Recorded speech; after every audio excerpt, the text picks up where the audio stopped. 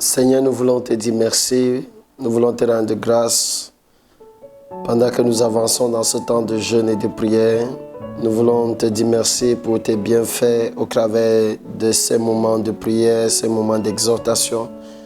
Nous voulons te recommander encore cette exhortation, ce temps de prière avec ton peuple ce matin. Laisse que nous puissions être édifiés de manière exceptionnelle. Laisse que ton esprit soit dans nos maisons, dans nos bureaux, dans nos véhicules, partout où cette émission sera écoutée. Que ta présence prenne le contrôle. Seigneur, nous voulons encore prier pour toutes ces personnes, ces hommes et ces femmes qui sont dans ce temps de jeûne. Nous prions que tu les donnes la force, la capacité de se tenir debout, d'être toujours présent, d'être toujours fidèle à ce temps de jeûne. Au nom de Jésus. Amen. Que Dieu vous bénisse, bien-aimés. Nous sommes là ce matin, comme à l'accoutumée, depuis quelques temps, depuis pratiquement quelques semaines. Et nous sommes là pour partager la parole de Dieu et prier avec le peuple de Dieu pendant ces 30 jours de jeûne et de prière.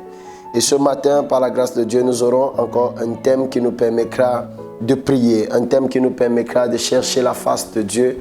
Et ce matin, Dieu nous a inspiré ce thème qui est intitulé « Hôtel de famille ».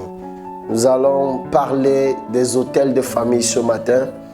Et l'une des choses que je voudrais dire pour introduire cet enseignement, c'est que ce thème est tellement important et je crois que ces quelques minutes que nous avons ne nous permettront pas de développer véritablement tout ce que nous pouvons dire sur ce thème.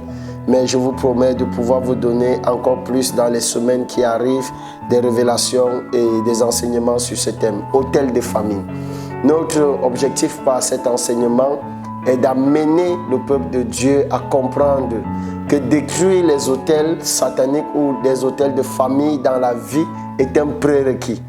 Pour avoir les bénéfices du ciel dans notre destinée, il est important pour l'homme, il est important pour le chrétien de traiter avec les hôtels de famille ou encore des hôtels sataniques. Parce que la vie de plusieurs chrétiens est retenue par des hôtels sataniques et pour sortir de cette captivité et vivre ce que le ciel a prévu de nous donner, c'est très important de traiter avec ces hôtels. Amen. L'erreur que beaucoup de chrétiens ont commis était de croire que la victoire de Christ à la croix leur donnait automatiquement le repos. Ce n'est pas vrai.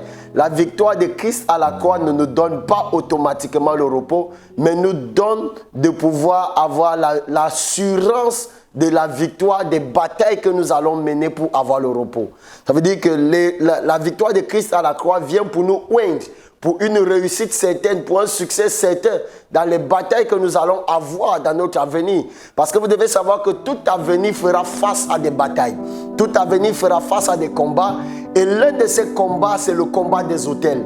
La plupart des personnes ont des avenirs glorieux, mais n'arrivent pas à manifester leur potentiel, n'arrivent pas à manifester cette gloire qui accompagne leur appel, qui accompagne leur destinée, qui accompagne leur étoile, qui accompagne leurs activités dans le ciel, sur la terre, parce qu'il y a des batailles des hôtels à remporter. Amen. Nous allons donc commencer d'abord par définir l'hôtel. C'est quoi l'hôtel?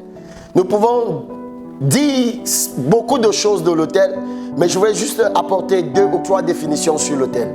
La première définition, l'hôtel est une place érigée pour offrir des sacrifices à Dieu ou à Satan. L'hôtel est une place érigée pour offrir des sacrifices à Dieu ou à Satan, avec pour but de provoquer leur assistance dans les affaires humaines.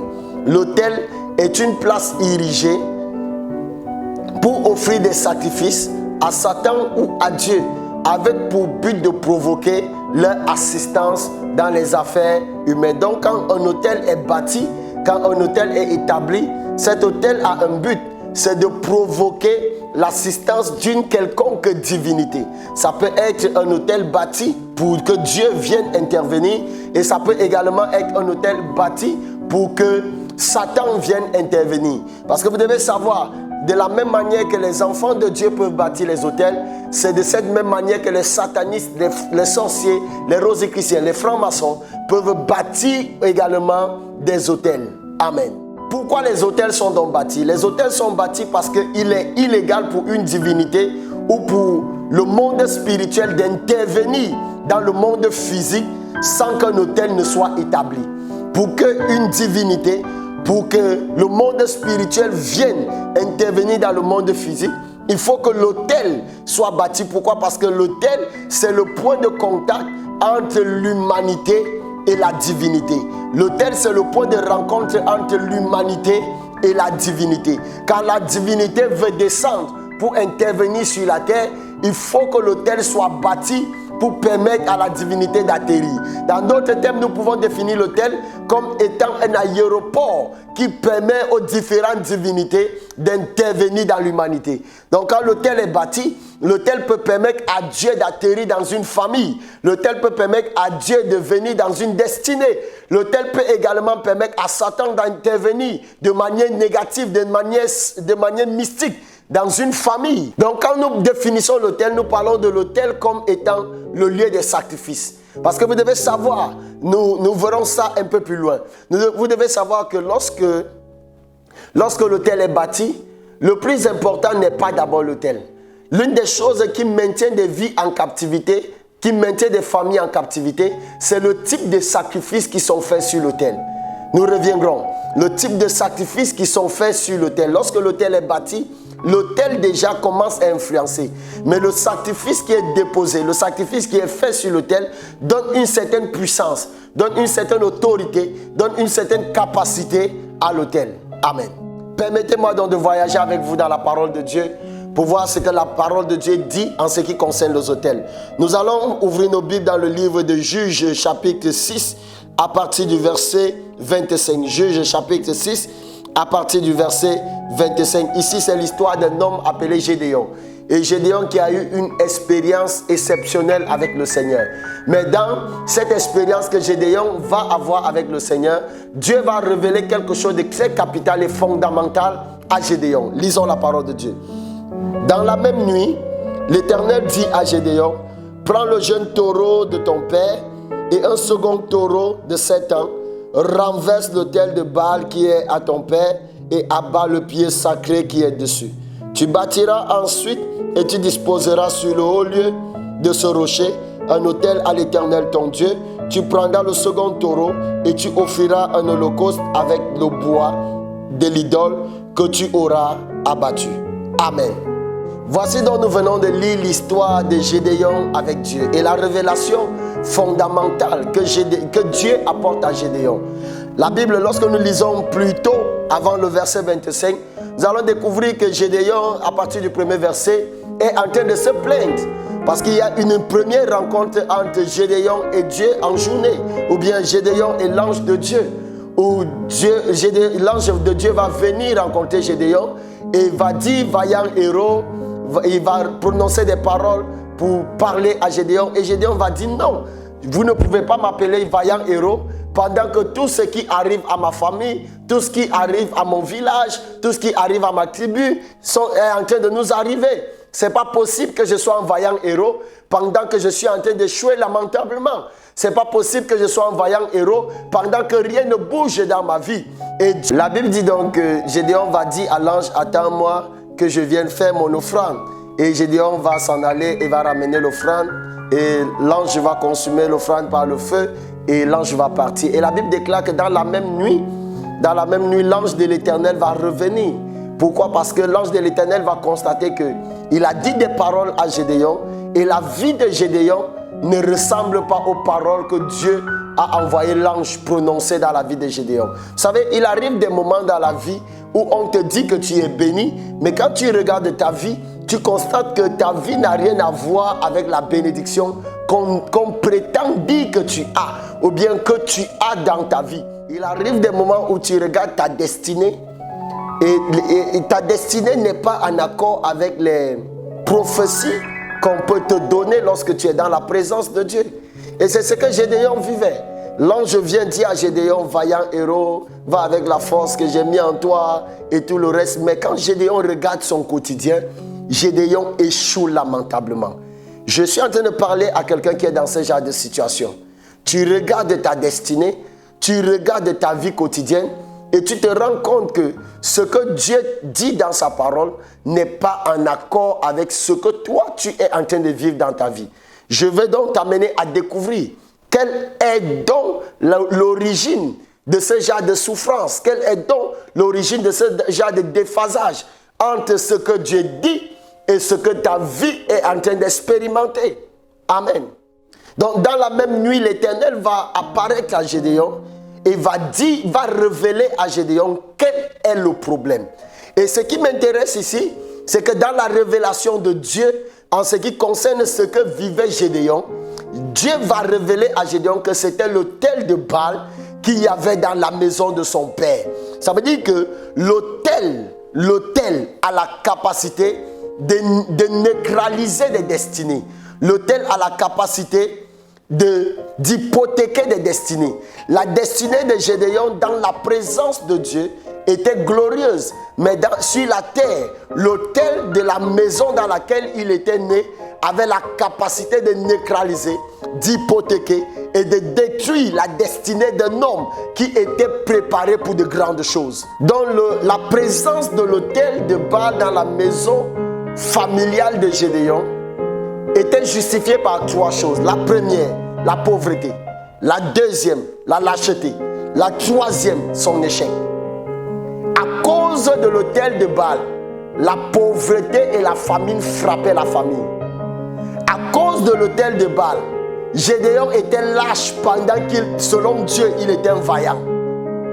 Dieu l'appelle vaillant héros, mais il échoue dans toutes les batailles qu'il mène. Il échoue dans toutes les guerres qu'il commence.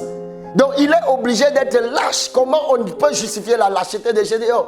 C'est qu'à partir de l'instant où Gédéon voit que toutes les batailles qu'il commence par mener, il perd ses batailles, Gédéon commence à avoir peur d'aller en guerre.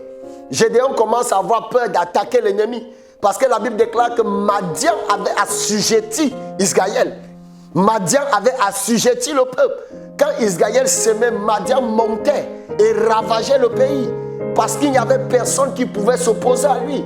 Gédéon était celui qui devait être à la tête de l'armée dans le but de garder Israël, dans le but de combattre et de faire des combats pour Israël. Mais Gédéon se retrouve étant neutralisé et hypothéqué dans un hôtel.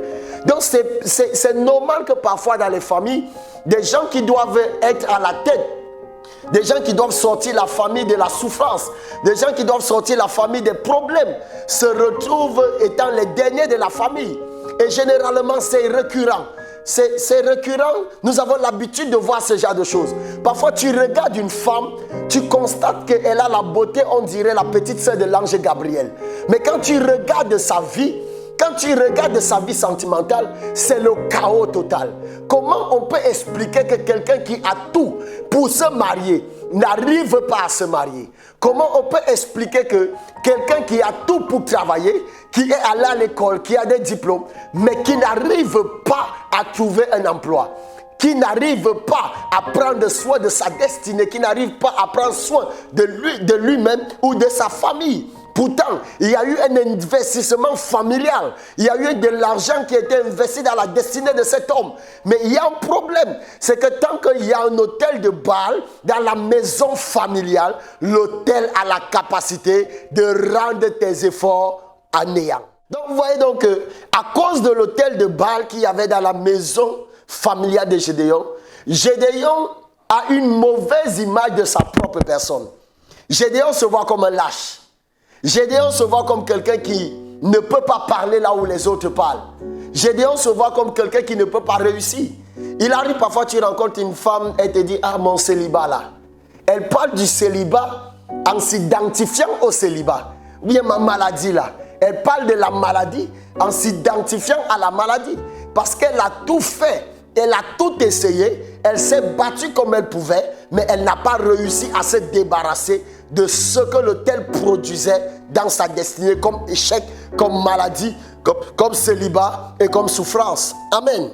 Donc nous pouvons donc dire que l'autel a la capacité de te rendre lâche, de te rendre pauvre et de détruire l'image que tu as toi-même de ta propre personne, de te pousser à développer un complexe d'infériorité. Parce que parfois, il y a des gens, quand elles regardent tout le potentiel qu'elle a, et qu'elle n'arrive pas à le manifester, elle commence à se voir inférieure aux autres. Non, parfois même des personnes devant qui tu développes le complexe d'infériorité, tu as quelque chose de plus glorieux que ces personnes. Mais juste parce que dans ta famille, il y a un autel qui te combat. Je prie pour quelqu'un qui est en train de m'écouter ce matin. Je déclare dans ta destinée que tout autel de la maison de ton père et de la maison de ta mère qui te rendait inférieur à ce que toi tu devais contrôler et gouverner, que cet autel soit brisé ce matin dans le nom de Jésus-Christ de Nazareth. Si tu me dis Amen, je vois l'autel la briser ce matin au nom de Jésus. Amen. Donc c'est un autel difficile à détruire si nous n'avons pas la révélation de Dieu. Parce que parfois même les parents qui nous ont mis au monde n'avaient pas connaissance de l'existence de cet autel. Eux-mêmes sont nés, ils ont grandi, ont été influencés et parfois même sont morts dans le néant parce que ces autels les ont réclamés eux-mêmes. Et nous les enfants, nous arrivons et nous trouvons ce que la parole de Dieu dit, que les parents ont mangé les raisins verts et les dents des enfants se sont agacées. Donc tu es né dans une lignée familiale où il y a un autel qui oppresse la famille. Tu es né dans une lignée familiale, il y a un autel qui combat le mariage dans la famille. Tu es né dans une lignée familiale, il y a un autel qui combat le voyage. C'est la raison pour laquelle tu as fait le visa 4 fois, ça n'a jamais marché. Tu as fait le visa, je me rappelle, il y a un jour, il y a une sœur qui est venue me rencontrer.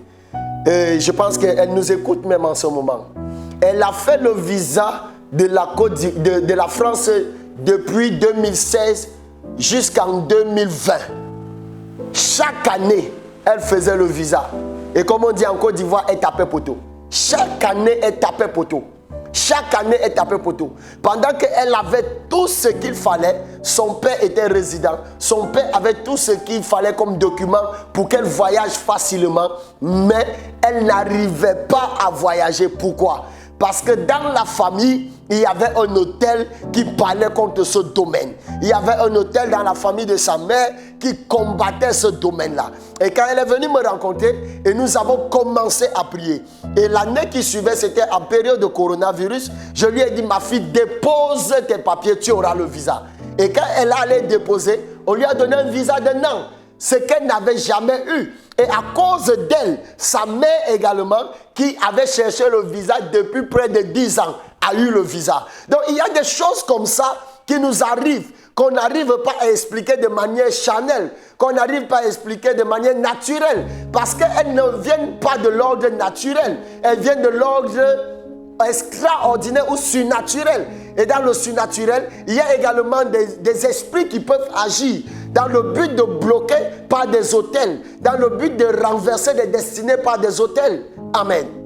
Donc l'autel de famille a la capacité de dominer et de s'opposer à la vie de tout homme qui recherche à lever la tête, au point de donner même la mort.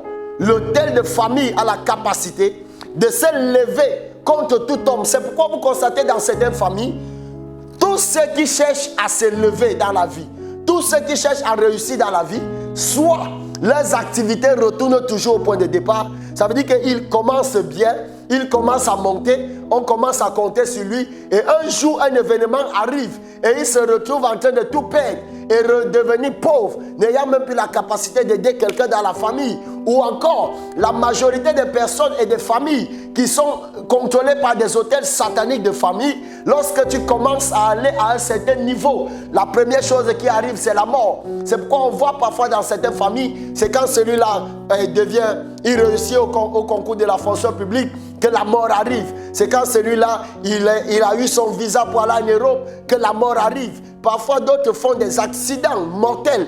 Ou bien, j'ai rencontré un homme un jour, il est devenu fou le jour où il a reçu au concours d'entrer dans l'armée dans son pays. C'était au Cameroun. Il est devenu fou le jour où son nom est sorti sur la liste de ceux qui devaient aller en formation. Comment vous pouvez expliquer ça? La liste est sortie le soir et le lendemain matin, il s'est réveillé étant fou. Que Dieu punisse le diable. Comment vous pouvez expliquer ce phénomène? Un gars qui réussit à son concours et le lendemain, il devient fou. Vous Vous savez, Satan est méchant. Et lorsque dans ta lignée familiale, des gens ont fait alliance avec Satan, tu dois t'attendre à ce que Satan manifeste sa méchanceté contre toi à tout moment. Regardez, par exemple, dans la vie d'Abraham. Lorsque Dieu se révèle à Abraham dans le livre de Genèse chapitre 12, à partir du premier verset, il dit à Abraham la première chose, quitte ton pays. La deuxième, quitte ta patrie. Et la troisième, déconnecte-toi de la maison de ton père. Vous savez, il y a des gens qui ne peuvent pas réussir tant qu'ils n'ont pas passé un temps de délivrance pour se déconnecter et de se détacher de tout ce qui est alliance, autel, réclamation de la maison de leurs parents. Ce n'est pas possible. C'est pourquoi vous voyez parfois dans certaines familles des femmes qui meurent dans le célibat pendant qu'elles avaient tout pour se marier. Des hommes qui meurent dans le célibat pendant qu'ils avaient tout pour se marier. Comment vous pouvez expliquer ce genre de choses? C'est comme ça que Moïse était. Moïse était dans une famille compliquée. Moïse était dans une famille qui était remplie d'idolâtrie. Et Dieu, pour que Dieu utilise un homme et déploie le ciel sur la vie de cet homme, la première chose que Dieu doit faire, c'est de déconnecter cette personne aux autels de famille. Parce que regardez, je vais vous dire quelque chose. Comment est-ce que les autels de famille agissent? Les autels de famille agissent avec des réclamations. Parce que lorsque l'autel est bâti, il y a des choses qui sont dites sur l'autel. Il y a des contrats qui sont signés, établis avec des divinités qu'on invoque sur ces autels-là. Par exemple, dans certaines familles, il y a des forêts sacrées, il y a des lieux d'adoration satanique, il y a des eaux qu'on va adorer, il y a telle ou telle chose. Ces choses représentent dans la vie spirituelle de l'homme des autels bâtis. Si ces choses sont faites dans le mauvais sens, ces autels sont des autels sataniques familiales ou bien sataniques territoriales ou encore sataniques dans le cadre du village. Il y a dans certains villages des gens qui ne peuvent pas aller à un certain niveau. C'est pourquoi ne soyez pas étonnés que vous arrivez dans certains villages et qu'il n'y ait aucun cadre. Vous arrivez dans un village, personne n'a réussi dans le village. Personne ne peut aider le village. Le village est sombre, lugubre. Et aucun espoir ne peut arriver dans le village. Parce que dans le village, il y a un autel d'échec. Il y a une malédiction qui pèse sur le village. Amen. Dieu insiste sur le fait qu'Abraham doit déménager. Je prie pour quelqu'un ce matin. Je t'enlève de l'autel de Baal de la maison de ton père. Et je t'introduis sur l'autel de la croix. Je t'enlève de l'autel de malédiction familiale. Et je t'introduis sur l'autel de la bénédiction de l'Éternel. Je prophétise dans la vie de quelqu'un qui m'écoute. À partir de cet instant, tu n'es plus maudit à cause des malédictions de l'autel de la maison de ton père. Tu es béni à cause de la croix et de Jésus qui est allé à la croix. Tout autel qui te maudissait, tout autel qui maudissait tes affaires, tout autel qui maudissait tes projets, cet autel au son de ma voix, de là où tu m'écoutes, ça prend feu dans ta vie, dans le nom de Jésus-Christ. Amen. Rabashata rababa. Rabaye kata labrosi kata. Ce n'est pas normal. Ce n'est pas normal que tu fasses autant d'efforts et que tes efforts soient toujours retournés au néant. Ce n'est pas normal que tu t'es battu dans ce foyer. Tu t'es battu à établir un mariage heureux. Et ce mariage va à la catastrophe. Ce n'est pas normal que tu as travaillé depuis des années et tu n'arrives pas à te bâtir une maison. Ce n'est pas normal que tu as travaillé pendant tout ce temps et tu n'arrives pas à avoir le repos. J'annonce à quelqu'un que 2023, pendant que tu es dans le temps de jeûne et de prière dans lequel nous sommes, en 2023, tu bâtiras une maison. En 2023, tu réussiras à épargner de l'argent. En 2023, ce qui a arrêté ton père ne t'arrêtera plus. En 2023, ce qui a arrêté ta mère ne t'arrêtera pas. Je prophétise dans la vie de quelqu'un. À partir d'aujourd'hui, tu quitteras de zéro à plusieurs. Tu quitteras de rien pour plusieurs. Ta destinée est sur le point de changer. Regardez, quand quand Dieu rencontre Gédéon et qu'il montre à Gédéon qu'est-ce qu'il doit faire, comment est-ce qu'il doit renverser l'autel de Baal, la première chose, c'est que Gédéon a une assurance parce que la chose qui l'empêchait d'avancer venait d'être brisée. Je vois quelqu'un se lever après cet enseignement et commencer à avancer. Je vois quelqu'un se tenir debout et commencer à réussir. À partir d'aujourd'hui, je t'annonce que là où tu échouais, tu vas réussir. Cet hôtel ne peut plus te retenir. Que Dieu punisse le diable et sa 4e femme. Ce n'est pas possible que tu échoues encore cette année. Ce n'est pas possible que tu échoues encore cette année. Pendant que nous sommes presque à la fin de ce temps de jeûne, je prophétise dans ta vie. Cette malédiction que l'autel produisait dans ta famille, ça prend feu ce matin au nom de Jésus-Christ de Nazareth. Amen. Ce n'est pas normal. Regardez, parfois nous les pasteurs, il nous arrive de recevoir des gens dans nos bureaux et ces gens commencent à nous expliquer leur histoire et on pleure à leur place. Parce que nous voyons comment dans certaines familles, il y a des gens qui sont plus méchants que Satan. Un jour, j'ai prié pour une famille où le monsieur était pasteur. Oh my God. Mais dans la famille, il y avait un problème. Le problème était que tout le monde qui essayait de réussir retournait au village. Il y avait toujours une situation, soit on cassait la maison dans laquelle ils vivaient, soit, et quand on a commencé la délivrance de cette famille, Dieu va nous révéler que la famille est attachée dans le carrefour du village, spirituellement. Et dans la vision que Dieu va me montrer, je vais voir ces gens en train de crier « Sauvez-nous, sauvez-nous, sauvez-nous ». Ils sont attachés au carrefour. Est-ce que vous savez que tu peux devenir pasteur étant lié? Beaucoup d'hommes de Dieu sont liés. Beaucoup de chrétiens sont liés. Et comment reconnaître que ma vie est liée et réclamée par des autels? Je vais te dire ça ce matin. La première chose, il y a l'un des symptômes qui démontre qu'il y a un autel de famille qui réclame ma vie. Ce sont les épreuves interminables. Écoutez-moi très bien. Quand Dieu éprouve un homme, il y a un temps où l'épreuve commence. Il y a un temps où l'épreuve finit. Regardez très bien. Quand Dieu envoie Israël en captivité en Égypte, il définit le nombre de temps que Israël devait passer en captivité. Quand Dieu envoie le peuple en captivité à Babylone, il définit le nombre de temps que le peuple devait passer en captivité. Écoutez-moi très bien. Quand l'épreuve que tu rencontres vient de Dieu, cette épreuve a un début, cette épreuve a une fin. Mais toi, depuis que tu es né, ce ne sont que les épreuves que toi tu connais. Il n'y a pas un jour de bonheur que Dieu a établi sur ta destinée. Il n'y a pas un jour de bonheur où toi aussi tu peux t'asseoir et être content du fait que l'Éternel t'a béni. Ça ne vient pas de Dieu.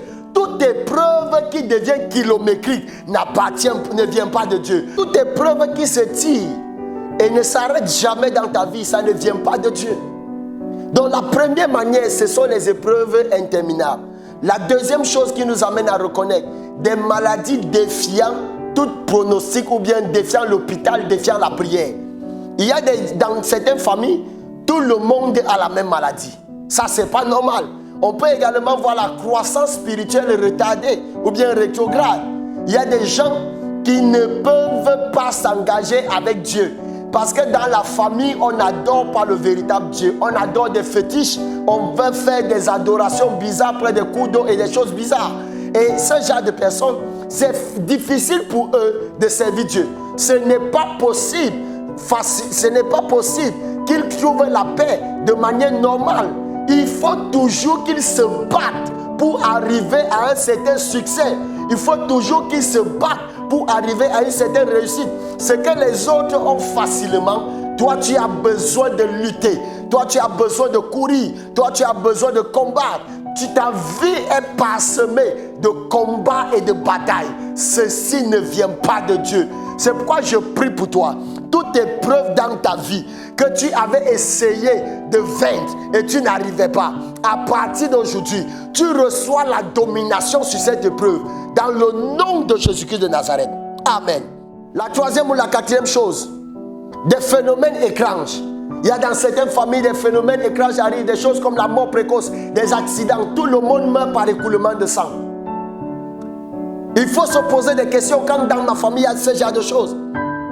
Des aveuglements prématurés, des veuvages prématurés. Tu vois quelqu'un, à peine elle se marie, à peine elle est veuve. À peine il se marie, à peine il est veuf. On ne comprend pas. Les femmes même ont peur de venir se marier dans la famille. Parce que quand elles entendent l'histoire de la famille, elles se disent que, certainement, moi aussi, si je me marie dans la famille, je vais mourir. Oh, pourquoi Satan est méchant comme ça?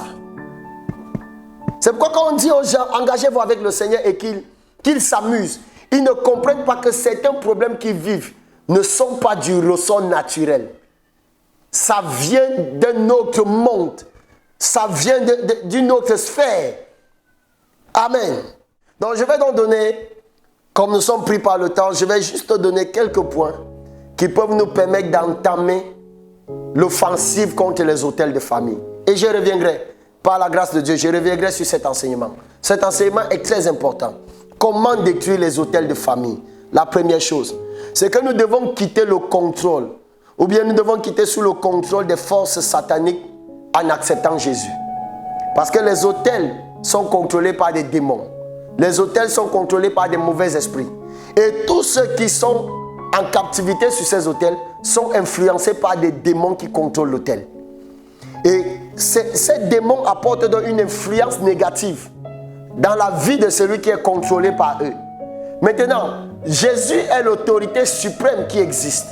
Si nous voulons voir les autels renversés dans nos vies, les autels libérés de destinée, la première chose que nous devons faire, c'est d'accepter Jésus. Il dit, crois au Seigneur et tu seras sauvé, toi et toute ta famille, toi et toute ta maison.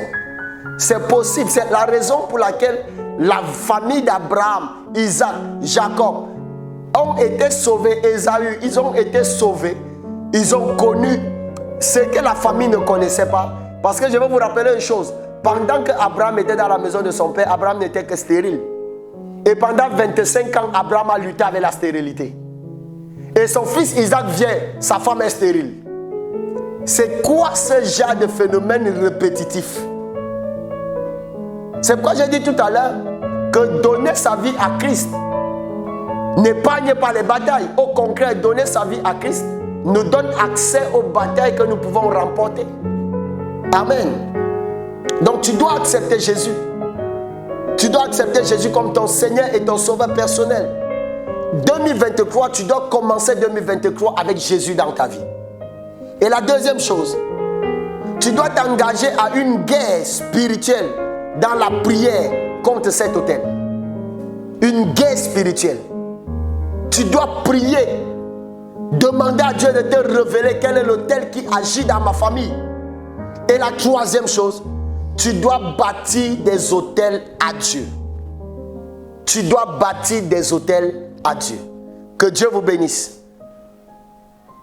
C'était là quelques bouts de ces paroles que je voulais partager avec vous. Pour réveiller quelque chose en vous. 2023 arrive. Est-ce que mon année 2023 doit ressembler à toutes les années passées? Il faut créer les autels de famille. La plupart des échecs sont liés par les autels de famille, aux autels de famille. Que Dieu vous bénisse. Je voudrais prier avec toi ce matin. Je veux prier avec toi qui m'écoute. Tu as besoin de Jésus. Pourquoi tu as besoin de Jésus? Parce que c'est lui qui t'aidera. Il te tiendra par la main et il te conduira dans le camp de tes ennemis afin de te donner la victoire. Je veux que quelqu'un répète après moi ce matin. Dis avec moi, Jésus, j'ai besoin de toi dans ma vie. J'ai besoin de toi comme mon Seigneur, comme mon Sauveur personnel. Je reconnais que dans ma famille, il y a des dieux étrangers qui nous ont gouvernés et dirigés. Jusqu'à ce jour, Mais à partir d'aujourd'hui, je veux sortir de leur contrôle et venir t'appartenir. Accepte-moi comme ton enfant. Change mon histoire et prends le contrôle de ma vie. Amen. Si tu as fait cette prière avec moi, rassure-toi, Jésus est désormais dans ta vie. Il habite désormais en toi. Bénissons le Seigneur pour cet enseignement. Seigneur, nous voulons te dire merci pour cet enseignement. Nous te rendons tout l'honneur et toute la gloire. Merci pour cette révélation que tu nous apportes. Sois béni, sois élevé au nom de Jésus. Amen. Nous sommes à la fin de cet enseignement. Nous voulons dire merci à tous ceux qui nous écoutent. Et nous voulons continuer à prier avec toi. Nous voulons t'aider pour renverser les autels qui parlent contre ta famille. C'est pourquoi nous te laissons ce numéro. Tu peux nous envoyer ton sujet de prière. Tu peux nous écrire, tu peux nous contacter. Le sujet de prière, le numéro de téléphone est le suivant. Plus 225 07 78 83 75 82. Plus 227 5 07 78 83 75 82. Nous répondons uniquement sur WhatsApp. Écris-nous, laisse-nous ton sujet de prière. Appelle-nous sur WhatsApp et nous allons prier pour toi. Il y a une ligne de prière disponible pendant ce temps de jeûne pour prier pour vous et pour vous aider à sortir de ces réclamations des hôtels de famille. C'était le prophète Éric Mbala. Que Dieu vous bénisse. Shalom, shalom.